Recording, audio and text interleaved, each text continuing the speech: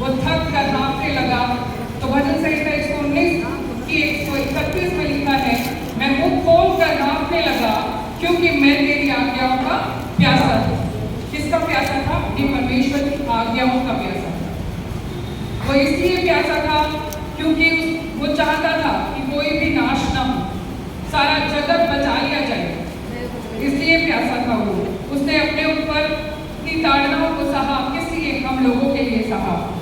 भजन संहिता 22 का 15 में लिखा है, मेरा बल टूट गया, मैं ठिकरा हो गया और मेरी जीभ मेरे तालू से चिपक गई और मुझे मारकर मिट्टी में मिला देता है। सचमुच परमेश्वर ने हमारे लिए इतना कुछ सहा कि उसकी जो जीभ थी प्यास के कारण वो तालू से चिपक गई और वो पानी मांगता रहा, लेकिन उसने बोला शारीरिक प्यास जो उसको थी उसकी प्यास नहीं बुझ पाई।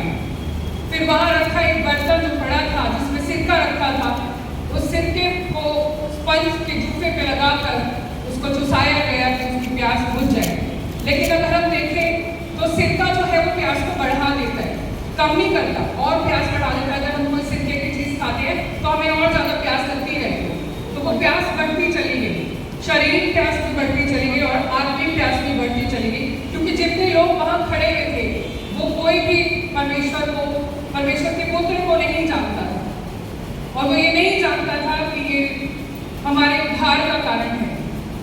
तो उसकी शारीरिक जो दशा थी वो हम सब जानते हैं, सभी ने बताया, इसलिए मैं ज़्यादा डिटेल में नहीं जाऊंगी क्योंकि समय की कमी है। और जैसे कि हम सामरी स्त्री के बारे में जानते हैं कि सामरी स्त्री का जीवन कैसा था, उसके 5 पति